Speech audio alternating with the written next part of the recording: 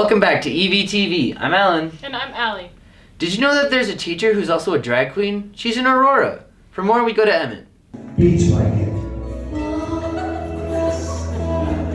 Lay it down flat. No wrinkles for you, Dino. You're gonna be here all day. And 2 hands down. Listen to the words. S'mores. Oh, they're so good. Right? Open the window. Open the drink. I am an elementary school theater teacher. I am also a drag performer and I perform as Shirley Delta Blow. Stuart Sanks is a wonderful drag performer based in Aurora, Colorado. With recent protests in the U.S. over whether kids should be able to see drag queens or not, people might find it ironic that Stuart is both a drag queen and an elementary school teacher. But you will find that there is something magical about what Stuart Sanks does for a living. I started doing drag in 2011, and I was part of a fundraising pageant for the Colorado Gay Volleyball Association. And so they take a handful of players, there's 5 of us, and they put us in drag for the first time and then go through like the whole pageant thing. And from there, things just kind of, took off slowly at first, and then they started to kind of snowball, and I've been busy ever since. So I became a teacher because, like I was saying before, I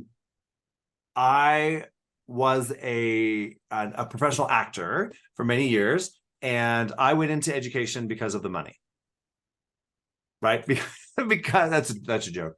Professional actors who are not working full time, not making big movies or TV shows or any of that, don't make a lot of money either. So it seems like it's a kind of a glamorous profession. Those who do not agree with drag may argue that drag is a threat to young children. Others believe that drag queens force kids to identify with the LGBTQ community.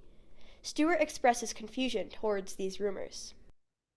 Well, I guess I want to know exactly why I'm such a big threat to whatever their values, whatever the things that they believe that makes me so dangerous. If they say they want to come and protest, that I shouldn't be reading books to kids, or I shouldn't be, in the classroom. If I was so effective at turning students gay or making them be drag queens or whatever the thing is that people are afraid of, if you look at my classes, right, they're not a bunch of little drag queens running around.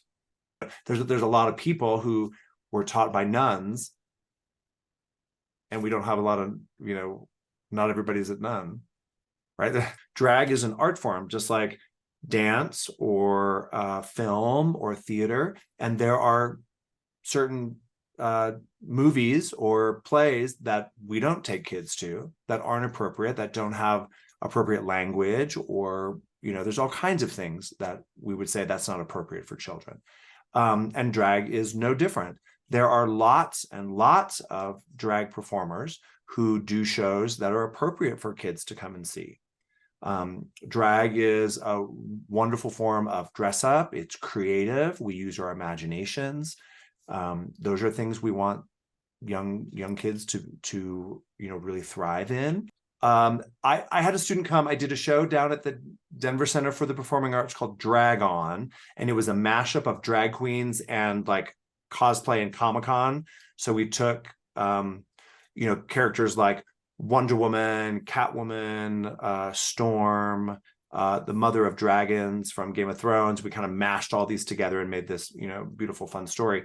And I had some students come to see that. One student in particular just looked at me and just started screaming, like, ah! Like she was so excited to see what I look like in drag, to see my costume, to see the show. And afterwards, she was absolutely speechless. Yep. But I've had other young people come up to me, like at public events, and just say, this is the first time that I've seen someone like me out in public. This is the first time, right, that I've seen somebody who is the person that I want to be. Or because of you, I know who I can be now, right? So I've had just beautiful stories like that. From PBS NewsHour, Student Reporting Labs, and Eagle Valley Student Media, in Gypsum, Colorado, this has been Emmett Brown. That was really cool. Did you hear about the new bills 5A and 5B? No, I did not. For more, we go to Logan, Justin, and Alan. Last month, ballot measure 5B passed with 53% of the vote, which will bring more money to our school in several ways. 5B is a bond issue, and that basically is capital, so things that you build. It will help us with the housing needs that we have here in our valley, but specifically for the Eagle County School District staff. So it's going to help to build some new units down in at the Gypsum location, anywhere from I think 27 to 48 is what they're talking about being able to build. 5B is going to pay for a new early learning education center in Gypsum that will be a new preschool center, providing much needed preschool spots for kids. We currently have about 350 kids on the wait list. There were also critics of 5B who claimed that teachers in state are already very well compensated and that these measures would take away from the future.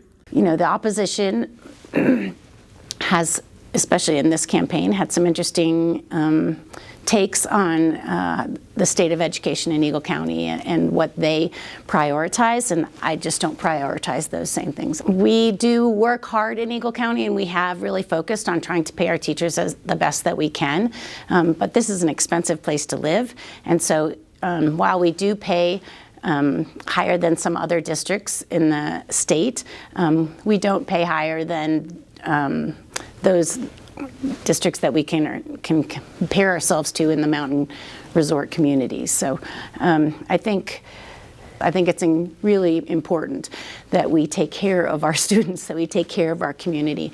And in order to do that, we have to take care of our teachers. Ballot measure 5A, which would have increased taxes to be used for schools, was also put to a vote, which was defeated with the 51% voting down for the vote. And I don't know that there's anything more that's more important than the kids of our community. Well, opponents of 5B specifically also talked about how by taking out a bond, we're going to be borrowing away from our kids' future. What else do you have to say? I think it's really important to fund education, and I think it's really important to take care of our kids. And I think that this money is important. This is important work. Again, that's something that I prioritize, and a lot of people in our community prioritize, taking care of our kids. And you know, like I said, I think other people can prioritize other things. We've been very lucky in the past to pass these mill levy issues in order to take care of our staff. Since the state kind of can't get their act together to do that, then we know we have to do that locally. Unfortunately, we're going to have to look at what we can do now and what's going to be possible. And we'll know more once the budget for the state is completed, and that usually happens in March and April. So we'll know if we're able to offer any sort of raise for our staff. And in the meantime, we're really starting to have some serious conversations about what that impact is going to look like for our staff members and whether we want to try to ask our community for that again sometime soon. But there are some conversations that are started about whether we can bring it back in 2024 or whether we have to wait a little longer and really help to educate our community about what those funds mean and what they can do and what that need is. And we know that need is significant, but we have to be able to go out and tell that story to our community so they understand. From Eagle Valley Student Media, this has been Alan, Logan, and Justin. Thanks for watching this week's episode of EVTV. See you next week.